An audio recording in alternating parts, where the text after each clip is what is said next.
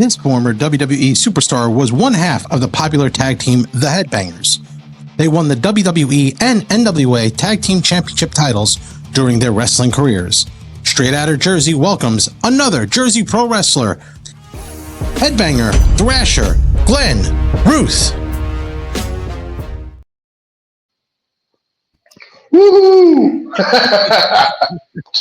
Welcome, headbanger. How you doing, brother? How you doing, Glenn? Good. I'm doing good. I'm doing great. Yeah. I want to ask you first. I asked all the legends. You took a lot of bumps. How is your health overall? Overall, my health is pretty good. My body's a little beat up. The stage dive definitely took a lot of mobility off my myself right now.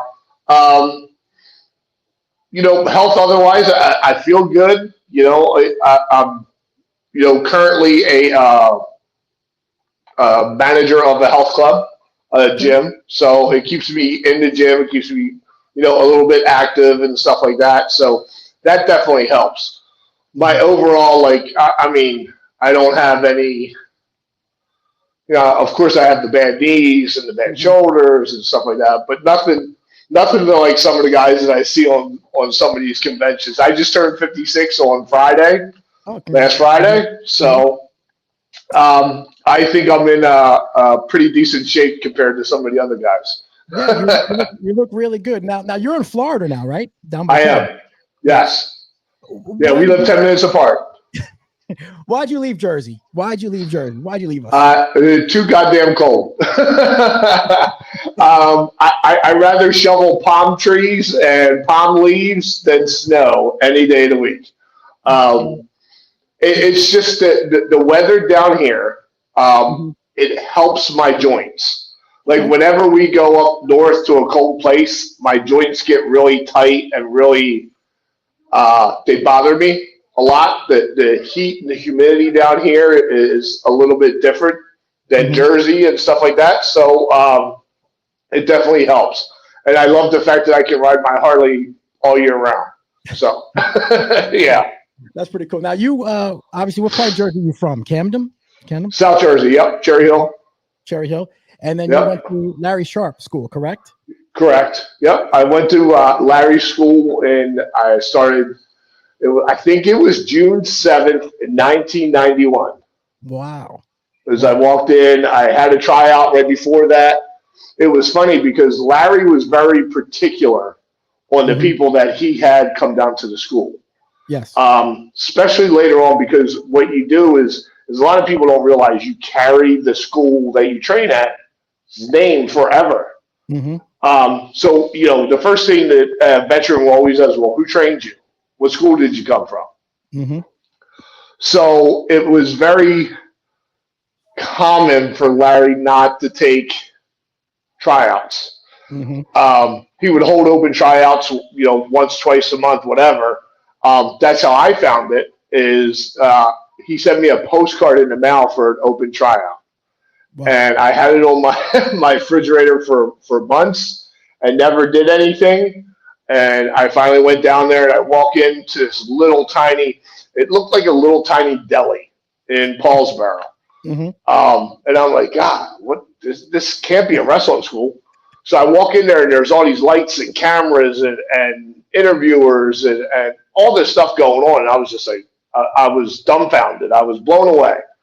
So here, Australia was there doing a special on the school. So I didn't know. I just happened to show up on that day. The tryout was he shows you how to bump and how to run the ropes, because there's a right way and a wrong way of running the ropes. But he doesn't tell you how to do it the right way, the ropes. He wants you to feel sore, to respect the business. Wow. So I went in there. I was 6'4", 180 pounds, maybe. And I went, listen, before you say anything, I really enjoyed it. Let me come back when I put on some more weight. And Larry sitting there smoking a cigar. Let me tell you something, kid. It's a lot easier to teach you how to do all these flips and jumps and everything else at 180 than it is at 220. How much money you got? I said, well, I got $1,500 and I can give you $100 a week. That's what happened. And 6 months after I started, I was in Japan wrestling for Giant Baba because the Nasty Boys just got signed by Vince. Okay.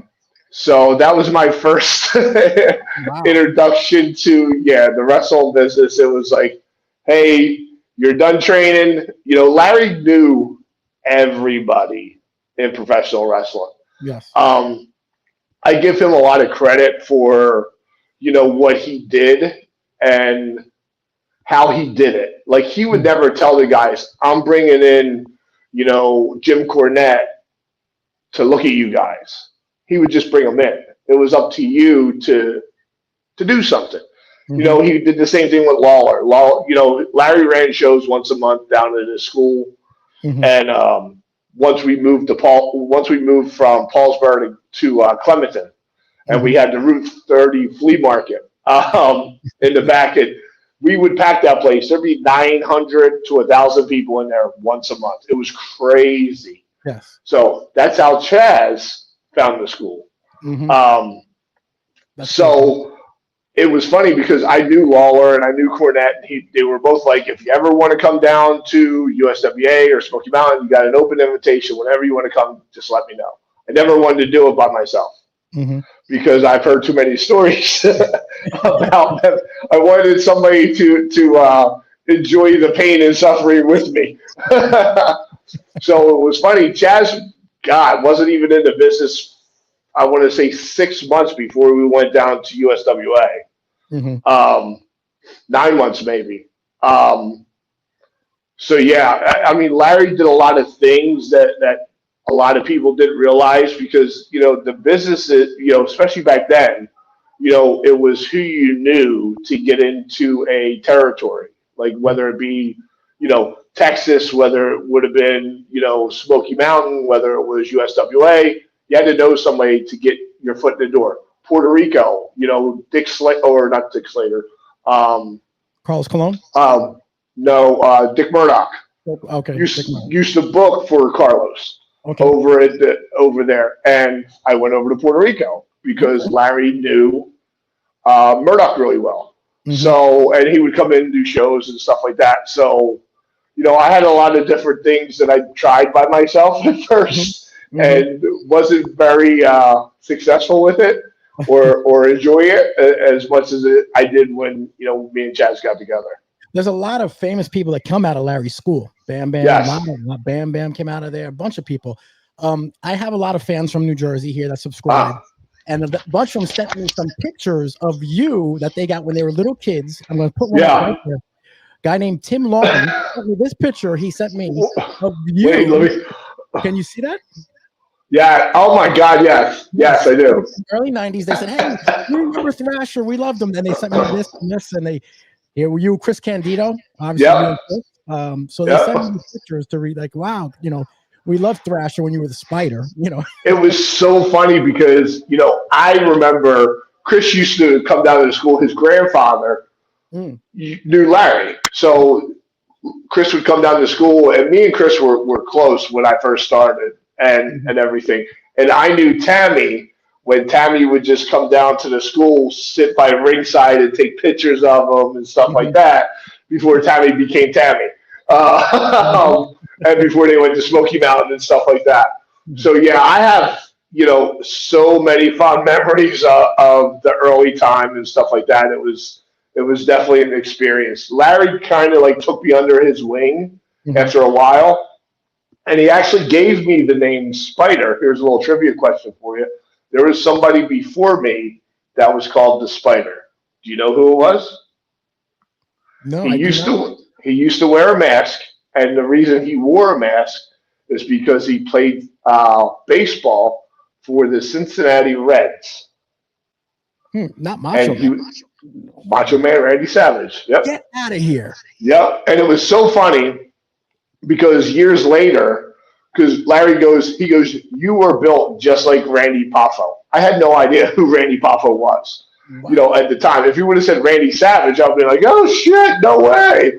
He was like, you're tall, lanky, and everything else, just like Randy Poffo. And then I was like, okay. And then he gave me the name. And, months go by, and he's like, do you know who Randy Poffo is? And by that time, I figured out, through being in the business, who Randy Poffo was. And I was like, why didn't you just tell me? He goes, because I didn't want you to get all stupid on me and start having to go to your head. So years later, I met Randy's brother. And I said, hey, listen, I don't know if you ever realized this or ever knew or anything else like that, but my first name in the business was the Spider. And he went like this. What? And I went, yes, because Larry Sharpe, he goes, I love Larry. Larry's such a great guy. I said, because Larry knew Randy, and he said that me and Randy were built the same way when Randy first started in the wrestling. And Randy wrestled as the Spider. Yep. Wow, that's pretty cool. Now, your first match in the WWE was Rick Rude, correct? Yes. How was Rick? Because I know he could be pretty tough on you, especially the rookies. It was weird because, we went up there so much. I guess that was the first match. I don't know. To be honest with you, maybe on TV. My memory's not as good as it used to be. So it could have been. Rick was very good. He reminds me a lot. It's going to sound weird, but it probably won't. He reminds me a lot like Billy Gunn. Oh, so Rick was so big and so strong and so athletic, like Billy is. Billy's so big and so strong and so athletic, a lot like Dolph Ziggler or whatever he goes by nowadays. Similar. So he was very, very smooth and stuff like that. I don't think I can name one person that I ever, when I was going up there doing jobs, that ever had a rough time with in the ring. Okay. Mm-hmm. The one guy I had a rough time with was Mabel from Men on a Mission. A lot of people had a rough time with him. Well, and it wasn't even the fact that, he was heavy or anything else, because that's the way I was taught. Heavy-handed, stuff like that. You can't sell what you can't feel kind of mentality. It was the fact that when I did do a job for Men on the Mission, I was wearing a singlet at the time, and I'll never forget this. And I said something to Babel afterwards, years afterwards when I actually made it in the business. Okay. He grabbed me by my singlet like this and picked me up by it. And back in the day, you didn't do that. That was like, no, you don't. You can rib people, but don't mess with their gear. That's their job. Don't mess with their gear. Okay. And as he did it, it like stretched and ripped and stuff like that. And it just wasn't the proper thing to do. And I said something to him years later. He goes, "Oh my God, was that you?" He goes, "I remember that." He goes, and I felt so bad about it because after and you get to know him and everything else, he wasn't a bad guy. He was just really, really big and he was, a little snugger than most. When I was talking to Chaz, he said, you guys owe a lot to Jim Cornette because he's the one. 100%. Yes, do you agree? 100%. If I didn't know Jimmy beforehand, we would have never had an opportunity to go into Memphis or go into Smoky Mountain and have him come up, because it was funny because I knew Cornette when I wrestled the Spider, because Cornette was actually Candido's manager when he would come to Larry Sharpe's school shows. So it was the fact that I knew Cornette, and he was like, I really love, your work and everything else. And Chaz got together. He was like, but I hate the whole mask thing. I hate it. And we ran our time out with USWA. We ran our time out with Burt Prentice over in Ozarks and stuff like that. So then we called him up. We're like, hey, do you have a spot for us? And just so happened at that time, the Gangsters were moving out. And I guess maybe they were going to ECW or somewhere. And he was like, as a matter of fact, I have a spot opening up. Let me think about some kind of character to do for you guys and stuff like that, because I can't stand the masks. And it's so funny because that comes around in full circle. If you can remember that. So he comes up and he calls us up and he goes, got this great idea. He goes, I was at this concert the other night and we're going, Cornette at a concert? He's like, yeah, it was Glenn Danzig, and the guy that opened up for him was disgusting, and he was wearing a dress and spitting on people, and he had the tattoos, and they were slam dancing, and they were doing all kinds of crazy stuff. He goes, I thought of you guys because we had the tattoos, we had the piercings. Did you like that music? Did you like that? Well, I like the old stuff. I like the old Ozzy.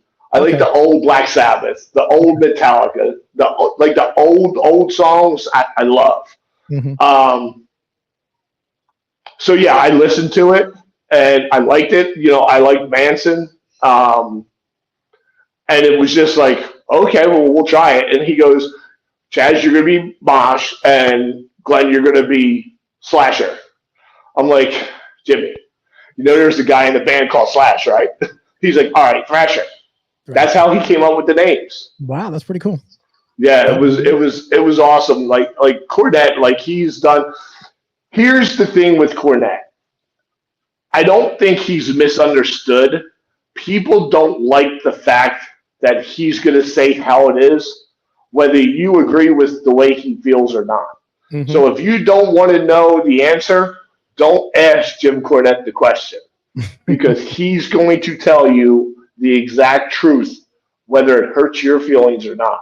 Mm-hmm. Wow. And full circle, when I came back into wrestling in, I want to say 2000, and when I moved down to Florida, okay. Cornette was at his show, and we said to Jimmy, do us a favor, watch our match, tell us what you think.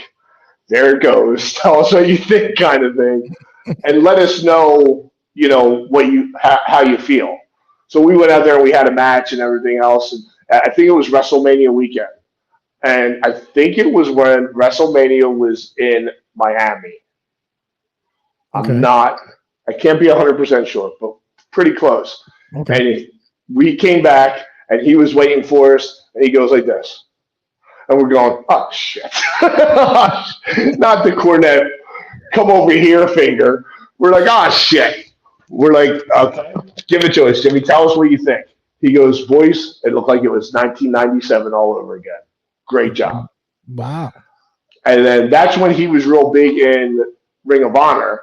And he goes, guys, let me see what I can do with Ring of Honor. He goes, but I'll tell you what. He goes, I can't bring it in as the Headbangers because at that time we owned the name, the Headbangers. Once it became available for us to own, we took control. Vince didn't own your name? He did when we were under contract, yes. Oh, okay. But once we left, it runs out, and then they usually either renew it or they just let it go. So we saw that it was let go, so we did it. So no, well, Vince never came up with anything with the Headbangers. That was something that we came from Smoky Mountain with the skirts and everything else. We came like that to WWE. Mm-hmm. So Cornette's like, the ROH fans shit on anybody that's WWE. Mm-hmm. He goes, so let me come up with another gimmick for you guys to see what we can do. So he came up with the Guardians of Truth. Yes. And here we are back under a mask again. And not just any mask, a full face mask where no eyes, no breathing holes, just this dark black mask. Yeah. And we're like, Jimmy, isn't this ironic? He's like, pretty much. And it was very short-lived because I think that was at the time where he was on his way. I don't think he had a little bit of a disagreement with somebody up there, and we were, we'll always be Cornette guys. Yeah. And here's the weird thing. Not only are we Cornette guys, but we're also Russo guys. Oh, Vince Russo. Russo. Wow. Yeah, he was a huge, pusher of the headbangers and stuff like that. If you notice, you guys were over big time. When he left WWE at the time, that's when our storyline started getting a little wacky and stuff like that. We didn't really do as much and things like that. But yeah, can you imagine being a Cornette guy and a Russo guy? It just doesn't happen. But again, it was just the fact that Cornette he's always been there. From time to time we'll see him if he ever does like the signings and stuff like that. I saw him probably 5 or 6 years ago at a signing and everything. It was one of the few ones that I've seen him ever do. And he was there. It's when he had it. Yes. Oh, wow. I was at that one. Yes. Okay. And I heard about it after the fact. Yes. It was crazy. That one. Let me ask you about Vince McMahon. Yeah. Obviously, he's been around. He had the documentary. Chaz. I was in the documentary. yes. You going like this. Obviously, Chaz said he was always cool with him until he left. How was he with you, Vince? So here's the weird thing: is WWE, WWF is the only place, big federation that I've ever worked.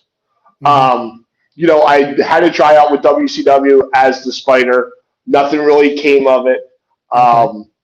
But, I was doing jobs at WWE since mid-1991.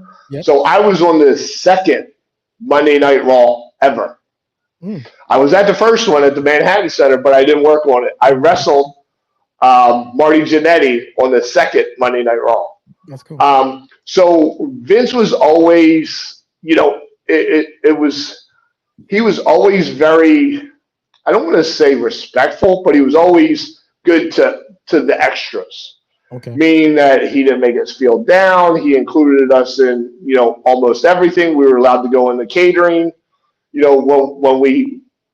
when everybody else was done. But he was never, since we lived in Jersey, me and Chaz, we would go up to Titan Tower all the time. And we would go up there and we would, Beth was his secretary at the time, and we would go into the office, his office. She'd be like, he's not in there. We're like, we don't. We go in there, we rearrange his office, turn stuff upside down.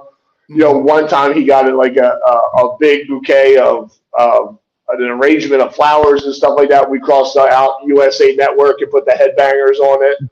And, we would just do stuff like that. Vince was he always wanted to be one of the boys. And I'm sure you've heard that before. He was a big. Oh, you there? Sorry. Oh, you broke out for a second. There we go. There you go. Right. He was always doing ribs and, messing with people and stuff like that. I can honestly say we never had any kind of issues with Vince. Okay. But I wish, knowing things now, I wish we would have been more business. The only one regret that I think we had, we were too busy being the yes guys. Hey, we need somebody to do this, promotional, signing and stuff like that. We'll do it. Okay. Hey, JR came over to it. Hey, we need somebody to drive around the minis, the midgets. Oh, we'll do it. We don't care. We just wanted to let them know we were willing to do anything for the company because it was the only place that I've ever gone. Same thing with Chaz. So no, I mean, Vince was always, pretty good with us. When we did oh wait, I can't hear you now. When we did can you hear me? I hear you fine. I hear you. Okay. Fine. So these aren't working anymore. Okay. So when we did the the Sisters of Love and the Flying Nuns and stuff like that. Vince was always with us doing it. That was his idea. Oh, wow. So his idea with that whole Sisters of Love, Flying Nun thing was he was going to tie the two together, the Headbangers and the Flying Nuns, and go, these guys are off their rocker. They don't care what they wear. They just want to fight. Mm. You know, I'm happy to say that, you know, the Flying Nuns are undefeated. Did you prefer heel or babyface? It was weird because back then, during the Attitude Era, it didn't matter. The people were going to cheer for what they liked. So the more, and it's even funny to this day. Like me and Chaz will go out and yell at people at ringside and stuff like that, and do things and say things that, you know, are more heelish things to say, and people will be behind it and laugh and everything else because it's our character. So I mean, heel was always easy to work heel. It's easier to work heel because you know you can do whatever. But babyface, it's a harder work to be a babyface because you have to really sell. You have to really get the people behind you, and you know to get them bought into the match and things like that. You can make more money though, babyface, right? Make more money. You can make more money, babyface. Well, yeah, because you sell more gimmicks. Yeah, 100%. When you got injured, was that in the ring when you hurt your knee or leg? Yes. What happened? So what happened is it was a match with D'Lo Brown and Mark Henry. And why are these not working? And Mark Henry was so big and so strong. He threw a clothesline, and it was supposed to be a duck clothesline, crossbody. He catches and does the power slam or the dump. So when you duck a clothesline, it's supposed to be a little rainbow, so the guy has room to run underneath. Unfortunately, Mark went, "Wah," and his forearm hit me on the top of the head, knocked me out like that. Wow. Totally out. And as I got knocked out, Chad said it looked like like I was a puppet and somebody cut the strings because I went straight down. Wow. And so it dislocated my knee joint. Jesus. So, but it was on live TV. I had to keep going. Wow. That's so tough. I kept going. I went in the back, and we used to have a guy named Francois in the back, and he would do everybody's adjustments and stuff like that. It was, I think he was either friends with Taker or he was really good friends with Vince. One of the two. But he used to do everybody's adjustment and everything else, and he grabbed my knee, and it was out like this, and he put it back in and made sure everything was back. And I continued to work because back then, you know, out of sight, out of mind. And you never wanted to not be there to do a match. So it was a couple weeks later, you know, we're working a match against Too Cool. And I think it was in, I forget what town it was in, but I heard like a shotgun noise. Oof. And I went, what the hell was that? It was my ACL popping off of my knee. And I knew right then and there, and I was just walking across the ring. I was just walking, and that was it. Wow. It was time for it to go, and it went. But yeah, I've never, ever, you know, through all my years of wrestling, you know, amateur and playing football. I played football from the time I was like 5 or 6 all the way up through high school. Never, ever had an injury. Never, ever had a surgery. Wow. And just going through that, it totally screwed with my head. Wow. You know, it was like, it was bad. It took me years to even try to run right. And it was funny because that's kind of the reason why my release happened. You know, we came back, me and Chaz got back together, you know, after the knee. I was severely out of shape and everything because it was bad. And Bruce is like, hey man, it really looks like you're not running right. We're going to send you down to, back then it was MCW. It was Memphis Championship Wrestling. Yeah. And we're going to let you work it all out down there. So I could never, and I just felt myself like I was, small stepping across the ring. I wasn't taking big giant strides. It was always in my head, and it really screwed with me bad. Wow. And it just took me way out of it.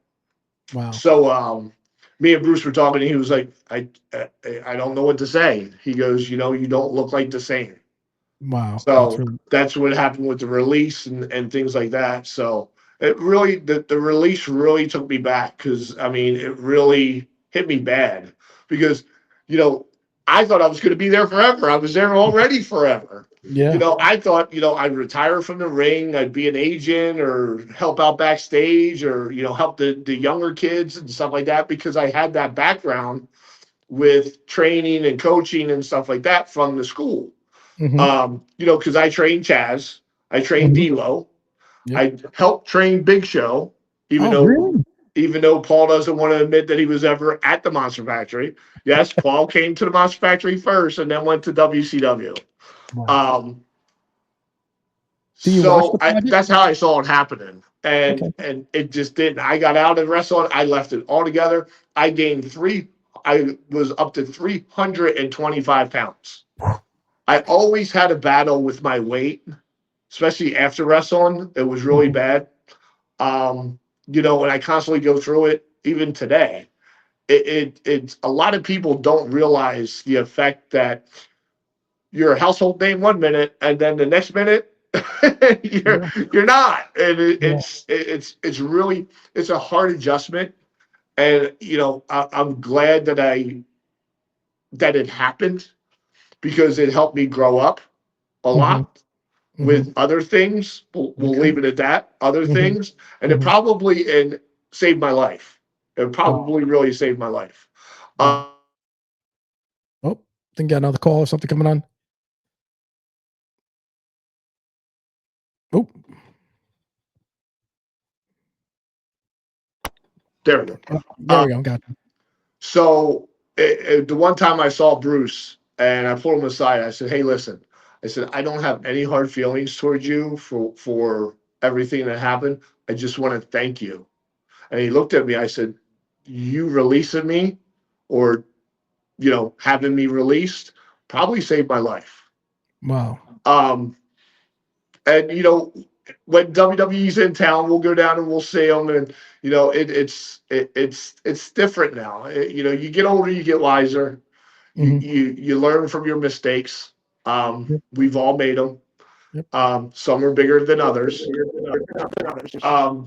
And I'm just. Do you watch the wrestling today? I'm sorry. Do you watch wrestling today at all? The wrestling? Every now and then I'll pop it on, depending on what's happening. I haven't really watched it lately. Like I watched WrestleMania and like the big stuff and things like that.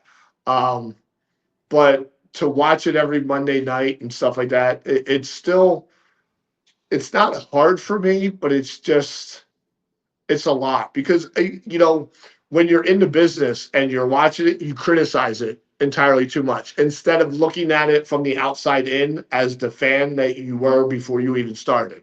So now I'm in it and I'm going, oh wow, that doesn't make any sense. That did, the whole thing with Uso and Gunther made no sense at all. But there's something behind it somewhere.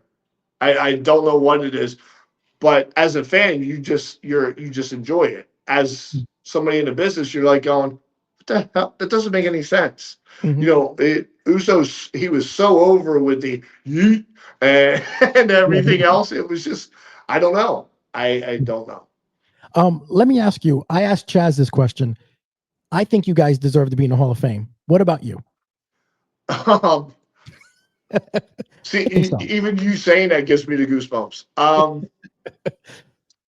Do I think that we belong in the Hall of Fame? I mean, if you look at who's in it now, sure, why not?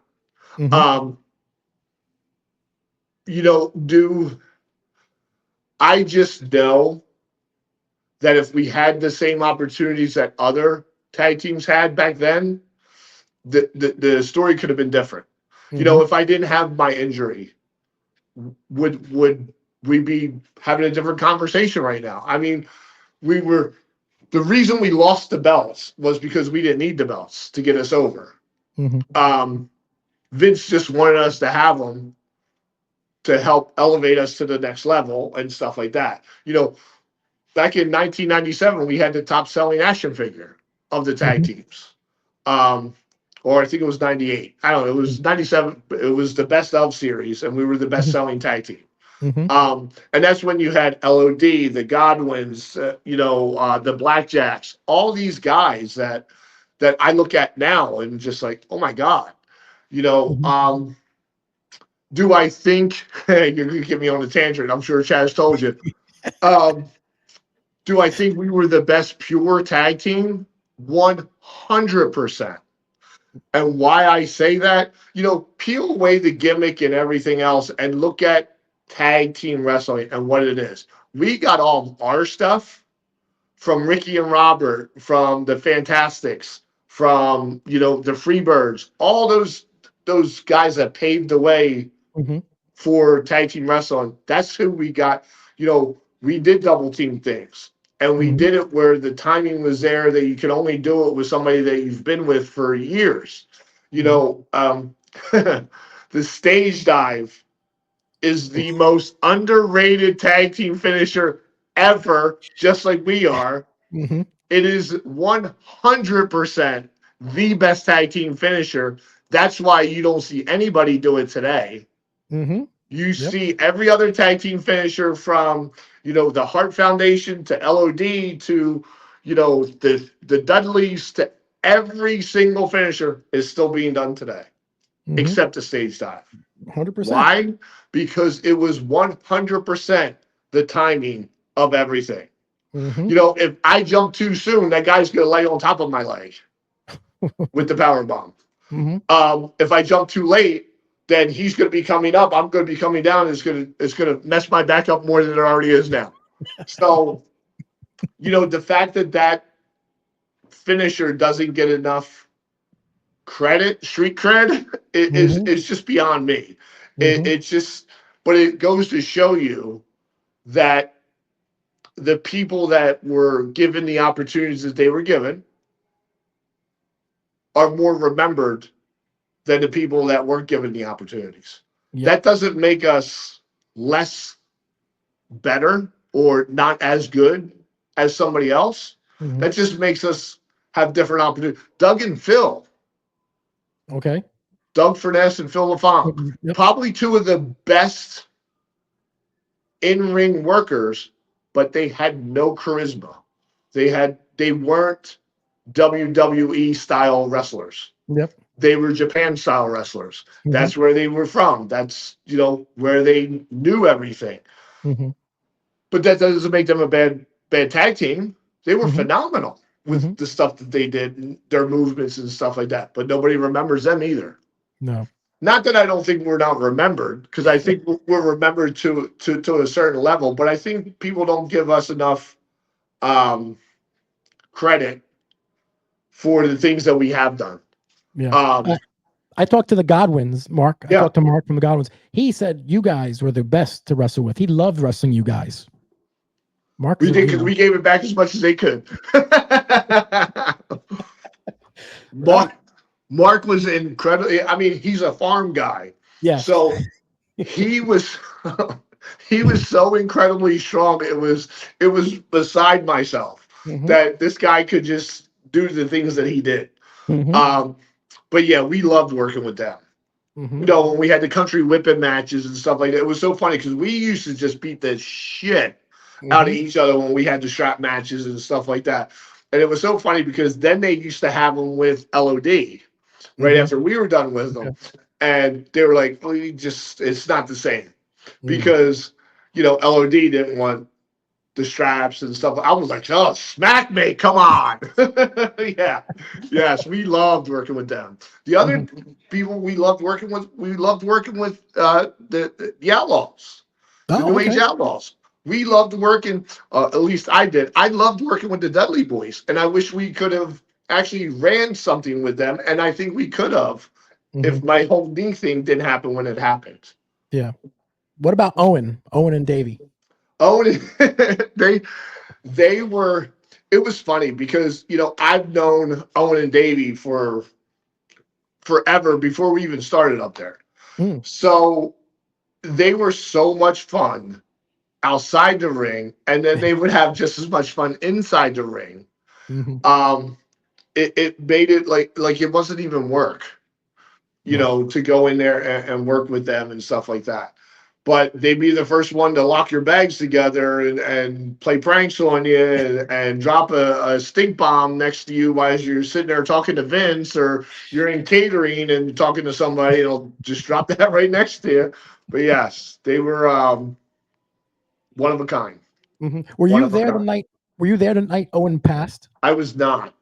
I was not. I was actually at home watching on pay-per-view, and I was actually on the phone, I think, right before it happened with Chaz.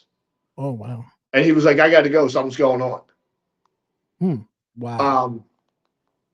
So, no, I saw what everybody else saw on TV. Oh, okay. Thank God. Thank God. Yeah, that's pretty tough. Because from what I got from people that were there, it wasn't, it wasn't something that anybody should have to, you know, go through. Yeah. Was there anyone in wrestling you did not like wrestling that you didn't get along with? Didn't get along with? Yeah.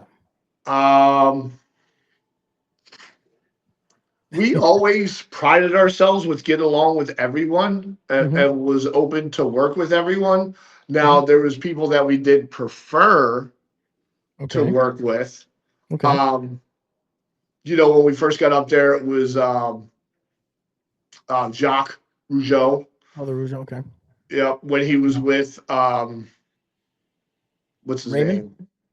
No, not his brother. The shorter the other one, Pierre. Yes, Pierre. But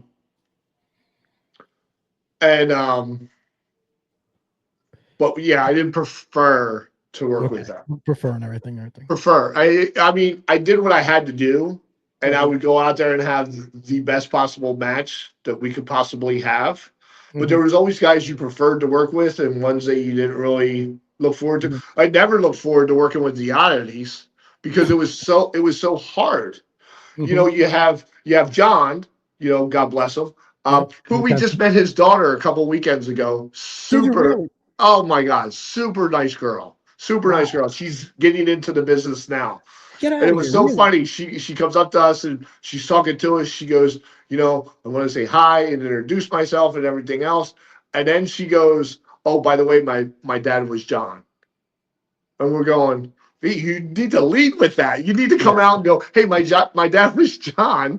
And, you know, she didn't realize how much stuff that we actually did with them. Wow. And they were just so hard to work with. John was easy, but the other two were next to impossible. Yeah, I think Kurgan was pretty tough. Kurgan and Gogo, or no, not Gogo. The other one, the other tall one. They were just, it was just so hard. Because, I mean, Kerrigan was so tall. What am I going to do with him? He's, you know, 4 feet taller than I am. So it made it a little bit difficult. But John was just so, like I told his daughter, I said, he was the one that I always wanted to work with during that time. Because I know he was going to take care of me. And I know he was going to do everything he could to help get me over. Because that's how John was. Okay. So yeah, so I would say those two. Okay. That's pretty cool. You know, I want to respect your time. I know you got to be running. Any chance you're coming back to Jersey? You have family in Jersey or no? I do. I have my oldest two daughters still live in New Jersey, and my granddaughter. I have a granddaughter. They still live in Jersey now. Okay. The only time I'll come up there is during the summer, not during the winter. Those gators don't bother you? Those gators don't bother you? Gators. Yeah. I've seen, like, just out and about live, I've probably seen maybe 3. And the Hurricanes, I think I've been in maybe 1 since I've been down here since 2011. I think it was. Okay, cool. So, all right. Well, where can people find you, and where are you going to be signing autographs? so we're getting ready to do a show. This is really cool because we probably haven't been there in 30 years in Nova Scotia. Whoa. We're doing a show at the end of August. I think it's the 23rd or 22nd, 23rd, or 23rd, 24th in Nova Scotia. It's a Friday, Saturday. We're going to be in Nova Scotia. It's going to be really cool because the guy's like, I don't think you guys have been here in like 30 years. So I'm like, oh, that makes me feel really old. So I've just started, I've launched, me and my wife, a travel company. So we're going to be doing travel for anybody that's looking for vacations, any cruises, any stays like that. It's called G&G Getaways. G&G Getaways. We just started to do we're launching our website probably this weekend, just to get everything going. I figure I've traveled the majority of my life. Mm-hmm. And I introduced her to cruising probably about 10 years ago. And we've probably gone on in those 10 years, probably about 25 cruises. Wow. We've been to all-inclusive resorts and stuff like that. And, just knowing what I've been through with the wrestling and stuff like that, I love it. And we're going to be doing like a travel channel and, all kinds of stuff on TikTok and things like that. So really excited about that. It's something new. Cool. So it's already on Facebook at G&G Getaways, or it's under Gina Ruth, and it's on TikTok under G&G Getaways. Okay. Well, I'm going to post that all in this. Awesome. Thumbnail. Everything.